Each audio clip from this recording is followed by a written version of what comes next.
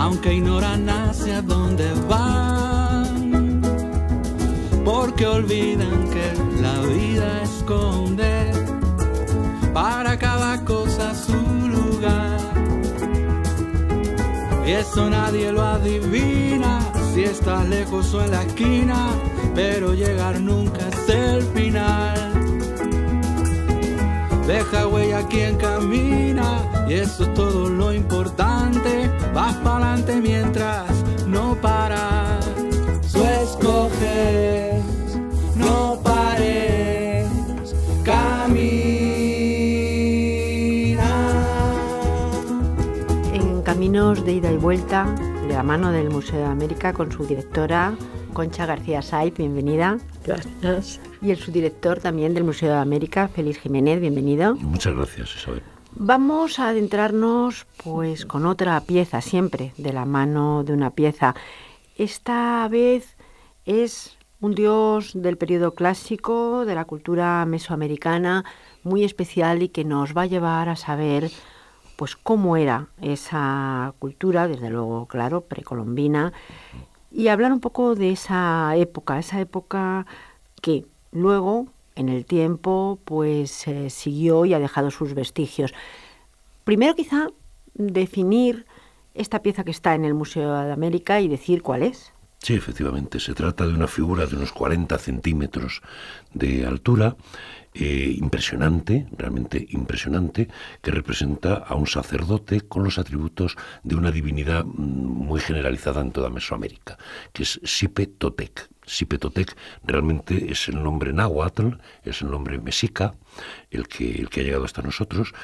Pertenece a una zona muy interesante, que es la costa de Veracruz, en el Golfo de México, y es una pieza en la que este sacerdote aparece ataviado, embutido dentro de la piel de un sacrificado, porque Xipe Totec era para los mesoamericanos el dios de la regeneración, el dios de la regeneración de la naturaleza, o el dios de la primavera, en alguna medida, el dios de ese tránsito, de ese mutar de la naturaleza, de morir y volver a nacer. Era este dios también el dios de la fertilidad. Efectivamente. Veremos a lo largo del programa de qué manera además tenía relación pues con la lluvia, de qué manera también los sacrificios humanos tenían que ver con esa regeneración de la fertilidad.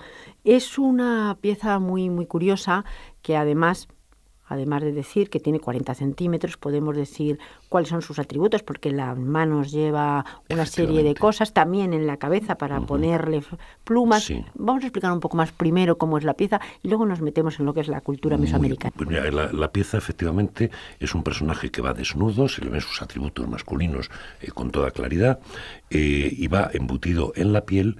Y en la mano izquierda, que la lleva a la altura del cuerpo, tiene el pelo, los restos de una cabeza de un decapitado, mientras que con la mano derecha, que la tiene un poquito más levantada, lleva un cuchillo ceremonial. Todo él, como digo, va desnudo, tiene los atributos propios de la nobleza, de los dirigentes, en este caso debe ser un sacerdote de alto linaje, y lleva unas orejeras enormes que le deforman por completo el lóbulo de la oreja, lleva restos de pintura facial. Es muy curioso porque estos restos de cultura facial están realizados con el chapapote, es decir, es petróleo. No hay que olvidar que la Costa del Golfo era tierra de olmecas, que no significa otra cosa que los pueblos del hule, los pueblos de esa sustancia pegajosa, negra, que ya ellos valoraban en cierta medida. Y luego, en la parte de arriba de la cabeza, tiene una serie de orificios practicados donde muy probablemente, vamos, casi con toda seguridad, se introducían para formar un tocado elementos de papel o de pluma. Estamos diciendo que esta figura, esta pieza, a veces hemos dicho que es un dios, otras veces que es un sacerdote. Es un sacerdote con atributos de una determinada divinidad. Algo que en esta cultura era bastante frecuente, es decir, que a un humano se le diera una serie de atributos. En este caso, el sacerdote pues es un hombre, pero un hombre que tiene atributos divinos. Evidentemente, es un hombre, como comentábamos, una persona sagrada que se muta. Es decir, la mutación, la transformación en todas estas religiones antiguas está muy extendida. Lo encontramos en todas partes del mundo, no solamente en América. Pero eso, la máscara, por ejemplo, ¿no? El enmascaramiento, el tomar los atributos que iconográficamente, que simbólicamente se le atribuyen a una determinada divinidad. Ya que estamos hablando de un sacerdote que va con los atributos de Xipetotec, que será la traducción, como decíamos, nuestro Señor, el desollado, podemos aprovechar para decir que, por ejemplo, Tlaloc, el dios de la lluvia, ¿no?, que tanta relación tiene con ese grupo de rituales que tienen que ver con la fertilidad de la naturaleza o incluso con la fertilidad del hombre. La lluvia, lógicamente, es fundamental. Siempre aparece representado con dos elementos. Simplemente uno, incluso podemos decir, siempre que aparece un personaje con gafas, de lo que se llaman normalmente las anteojeras de Tlaloc, automáticamente se identifica. Entonces, en esta pieza lo que tenemos es un código simbólico, naturalmente conocido de sobra, no solo por la élite mesoamericana, sino por el pueblo, también por los plebeyos, que a nosotros, lógicamente, pues nos ha costado mucho descifrar, gracias a las descripciones de cronistas que entraron en contacto con los totonacas, porque ya, yo creo que ya es hora de decir que los primeros aliados que tuvo Hernán Cortés en Veracruz, el famoso cacique Gordo de Zempoala, era descendiente de las personas que hicieron esta pieza. Iremos luego también a este periodo de colonización, donde se empezaron a encontrar no solamente las piezas, sino sobre todo se encontraron los rituales que seguían ahí. Hay que recordar que este periodo clásico, esta época clásica de la cultura mesoamericana, estamos hablando de los años entre 600 y 900 después de Cristo. Claro, efectivamente es como el siglo de Pericles o como la época de Augusto, para que nuestros oyentes se hagan una idea. Estos 200 años son la época más dorada de toda la civilización mesoamericana. En el momento en que se estaba realizando esta pieza, que es de un formato bastante monumental, por decirlo, tiene 40 centímetros, pues Teotihuacán estaba decayendo, pero los reinos mayas estaban en pleno apogeo. Mesoamérica estaba atravesando un momento de florecimiento cultural, espiritual, artístico, literario, como pocas veces se ha dado. Los rituales, la religión, también los dioses tenían una importancia enorme en estas civilizaciones. Todo, junto a la naturaleza, era y formaba ese todo común. Por eso hablamos de estos dioses que tienen atributos importantísimos, pero que también tienen a su vez al humano como de la mano, porque verdaderamente los sacrificios humanos eran importantes. La sangre, por ejemplo, también tiene algo regenerador. Sí, efectivamente. Nosotros tenemos constancia cuando los británicos llegan a América del Norte o las propias expediciones españolas de siglos anteriores, una de las cosas que sorprende es esta práctica del despellejamiento, que es lo que estamos viendo acá, ¿no? Esto es bastante consustancial a todos los pueblos americanos desde épocas muy remotas. Esto forma parte de ese pensamiento mágico de que embutiéndose uno en la piel del enemigo, pues de alguna manera su poder pasa a uno, ¿no? Es como en la antigua Europa, las culturas nórdicas de Europa, que se comían también los corazones de los enemigos, porque se suponía que en el corazón era sede donde residía todo el poder de valentía, de inteligencia, etcétera. Entonces, este tipo de sacrificios, hay que tener en cuenta, claro, que toda esta religión es una religión que es bastante difícil de comprender para nosotros, porque ellos no tenían dioses malos, dioses buenos. Es que un dios es bueno o es malo, dependiendo, ¿no? Lo mismo que una cosa está arriba o está abajo, es blanca o es negra, es masculina o es femenina, ¿no? Es una manera de concebir la interpretación religiosa muy distinta. Yo creo que ya en algún otro programa hemos comentado precisamente estos aspectos, en el sentido de que lo bueno y lo malo se mezclaba, lo de arriba y lo de abajo también. Claro. La dualidad está presente en todos los aspectos.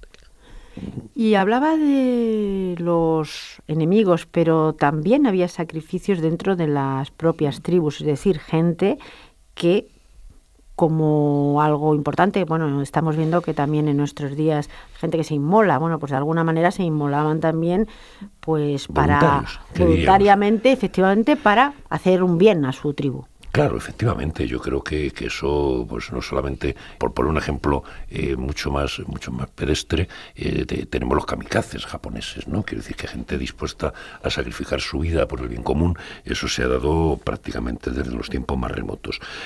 Claro que era así, se sacrificaban niños, se sacrificaban, se elegían. Por ejemplo, hay una ceremonia muy interesante en el mundo azteca por el cual un joven era durante un año considerado una divinidad, y se le paseaba por toda la ciudad y se le agasajaba continuamente, tenía montones de concubinas, es decir, llevaba una vida absolutamente regalada, maravillosa, pero sabía que al final les traía en el corazón, iba a ser sacrificado. En eso, por lo que sabemos de las crónicas, tampoco era así. Quiero decir, realmente la mayor parte de los sacrificios humanos o bien eran prisioneros de guerra o bien eran esclavos. Eso es lo normal. Solo en aquellos rituales de una trascendencia enorme para lo que es la raíz propia cultural de un pueblo es cuando se recurre a gente del propio pueblo. Y despellejar. Eso también tiene un ritual y además una técnica, no solamente un ritual, sino una técnica importante. Claro, hay que decir, para que no se asusten los que nos oyen, que por lo general el desollamiento tenía lugar después, salvo que fuera un castigo.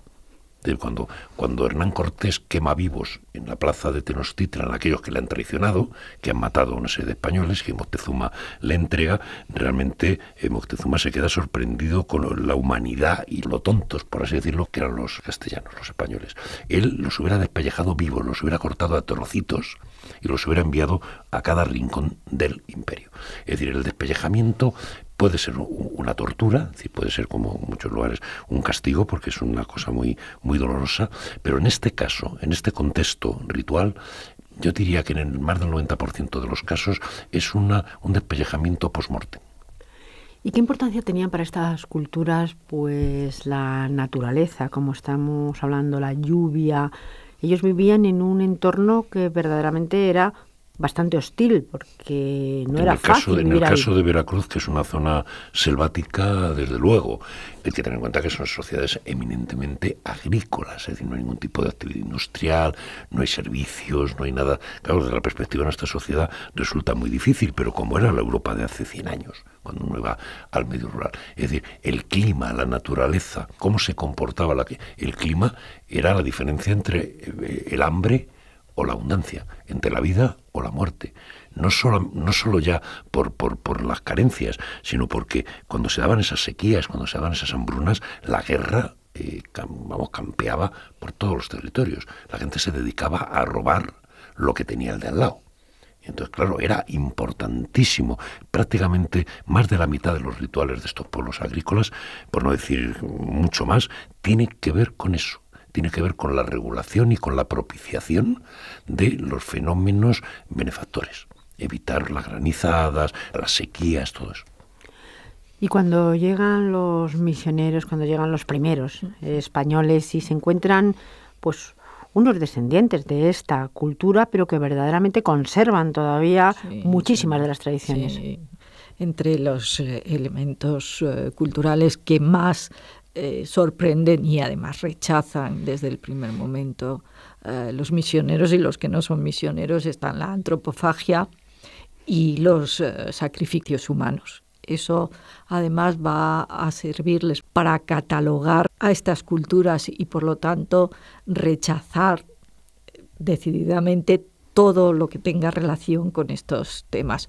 Por eso continuamente cuando se destruyen las esculturas, se destruyen los elementos, los propios códices y todo esto, no se destruyen en sí por, digamos, su fealdad física, que hay veces que se usa ese término, pero no se destruyen por eso, se destruyen por lo que representan.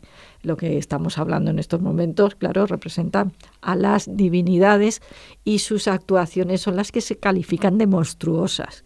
Es decir, en esos momentos, curiosamente, pues la Inquisición podía estar quemando vivos a individuos en Europa, pero al mismo tiempo no acepta, no comprende, no refiere de una manera, digamos, valorándolo en el mismo nivel, cuando lo que se tiene enfrente son los sacrificios humanos de las características que hemos hablado, claro.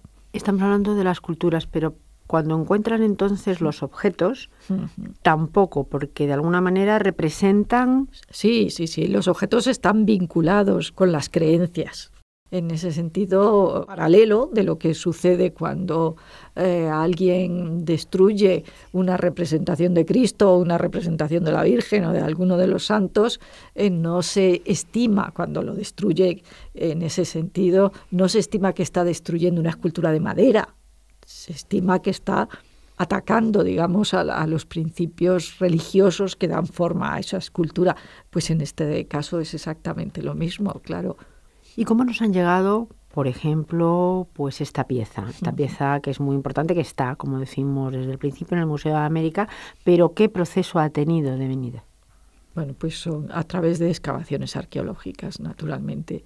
Es como lo que se ha conservado, lo que se ha perdido con el paso del tiempo y como sucede con todas las culturas, lo que se destruyó efectivamente. En este caso no, porque la distancia cronológica es grande, ¿no? Entre lo que decíamos antes, una cronología del 600 al 900 y, sin embargo, ya el siglo XVI, que es cuando llegan los españoles. Por lo tanto, en ese sentido no hay la referencia directa que sucede con los aztecas, por ejemplo, ¿no? Entonces, evidentemente, todos los restos que se encuentran en estos momentos, naturalmente, fundamentalmente en los propios museos mexicanos, como en otros museos del mundo, proceden de excavaciones arqueológicas, científicas o fraudulentas, pero de excavaciones. Sí, o incluso algún hallazgo casual, sí, que a veces también se da. Yo sí me gustaría insistir en una cosa, y es que cuando llegó la religión cristiana, el catolicismo, a estas tierras, realmente la adaptación no fue muy compleja. Rápidamente, muy probablemente Sipetote, sería cuestión de ponerse a indagarlo, cosa por otro lado bastante complicada, Sipetote se habrá convertido en un santo, es decir, no tiene mayor complejidad. Y luego es bien curioso cómo olvidan las culturas, es decir, que esos cristianos que denostaban los sacrificios humanos, parece que no leen la Biblia, porque cuando Abraham va a sacrificar a su hijo por orden directa de Dios, pues no parece que le extrañe lo más mínimo, ¿no? Es decir, que este tipo de prácticas de ofrecer vidas, pues es tan antigua como el mundo. Bueno, hay que decir que verdaderamente desde la Biblia sí sorprende, sobre todo cuando eres niño, hasta el propio cristianismo es un poco eso. Dios Padre le dice a Dios Hijo que se sacrifique. Por lo tanto, mayor sacrificio no hay. Volviendo un poco a esta cultura mesoamericana, sí me gustaría un poco que nos fuéramos al espacio. Hemos hablado del tiempo, son varios siglos, pero el espacio también es grande, no solamente es la parte oeste de México. No, Mesoamérica llega desde el río Pánuco, que es al norte de Veracruz, a unos 500, 600 kilómetros al norte de Veracruz, y llega, pues dependiendo de las fluctuaciones del clima, porque tiene que ver con la agricultura, es decir, toda esta concepción social tiene que ver con unas prácticas en una sociedad agricultora, llega hasta prácticamente Panamá. En algunos lugares, Costa Rica, desde luego, y Panamá.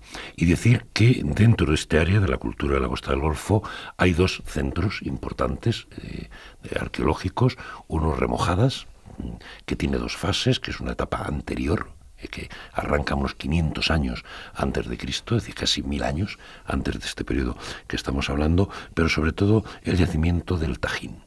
El Tajín es una auténtica maravilla, es un lugar prodigioso, donde está la famosa pirámide del tiempo, que tiene 365 nichos, perfectamente abiertos, como los nichos de un cementerio, dedicados cada uno. Y luego, sobre todo, hay otro ritual muy interesante de esta zona, que es el palo volador. Aquellas personas que han tenido la oportunidad de visitar el Museo de Antropología de México, en la capital, en el Distrito Federal, habrán visto que normalmente fuera siempre hay un grupo de indígenas totonacas con un gran palo clavado, la cucaña, pues desde arriba uno queda y 4 van dejándose caer colgados de unas cuerdas, de alguna manera llevando a cabo la recreación de un mito del origen del mundo. No son los planetas girando y formando el mundo. Por lo tanto, es una zona, esta de Veracruz, importantísima dentro de esas culturas. Es fácil verlo también en el Museo de América, porque tenemos un magnífico biombo al que llamamos precisamente, de siempre se le llama el biombo del palo volador.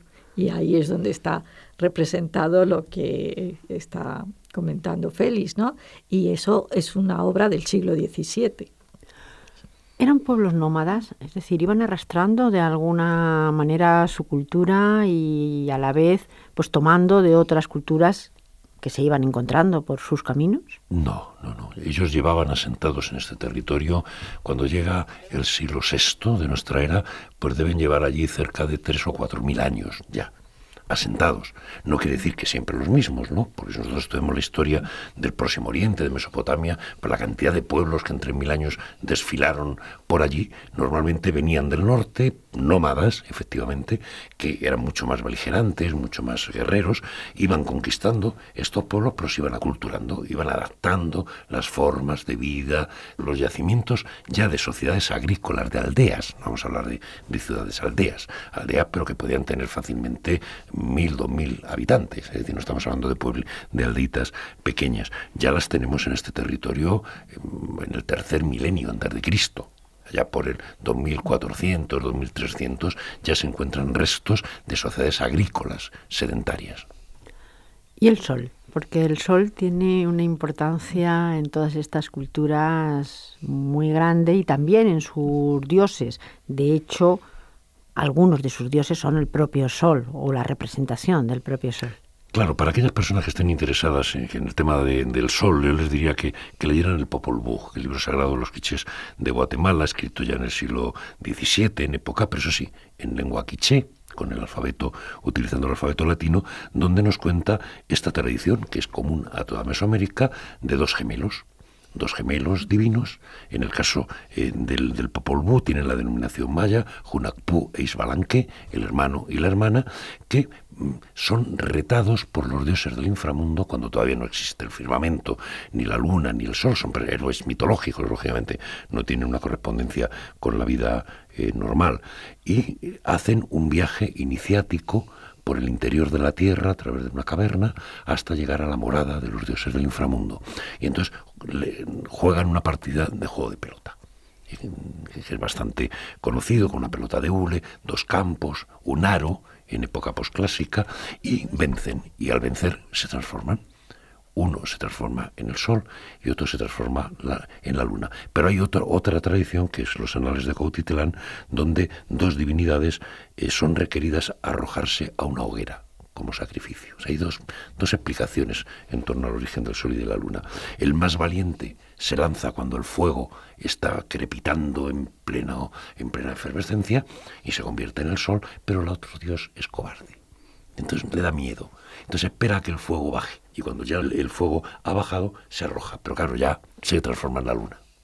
Y volviendo, y para acabar ya, a Xipetotec, que podemos ver en el Museo de América, el interpretar todo esto que venimos diciendo a lo largo del programa no es algo tan sencillo.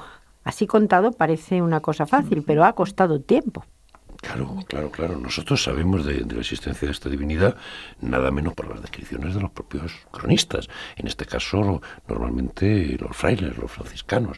En la obra de Fray Bernardino de Sahagún, pues se habla de todas las festividades, de todos los rituales. Es un trabajo antropológico. Es decir, cuando uno ve el trabajo de Malinowski o de cualquier antropólogo ya del siglo XX, más moderno, pues se da cuenta de que lo que hace es recoger el ciclo anual de una comunidad. Cualquier antropólogo que se precie, si quiere saber algo acerca de un pueblo, tiene que convivir al menos un año. Entonces, claro, en el caso de estos franciscanos, van describiendo todas las festividades del año, cómo eran los rituales, quién participaba. Entonces nosotros conocemos perfectamente a Xipetotec. El hecho de identificar a Xipetotec en una pieza de estas características, eso ya es harina de otro costal. Bueno, yo también quería recordaros simplemente un poco al hilo de lo que estábamos hablando de la importancia del sol y de cómo en todas las culturas que Apolo es el sol y que Cristo es Apolo en la iconografía cristiana, con lo cual la identificación de estas figuras mitológicas y con referencias muy claras y en muchos casos casi paralelas, ¿no?, en las que se pueden ir reconociendo muchos elementos ya vinculados con otros aspectos, ¿no? Pero las figuras ahí las tenemos a lo largo de toda la cultura. Este es otro tipo de camino. Muchísimas gracias a los dos. A ti. Y hasta aquí Caminos de Ida y Vuelta, un programa de la UNED con la colaboración del CEME para Radio Exterior de España.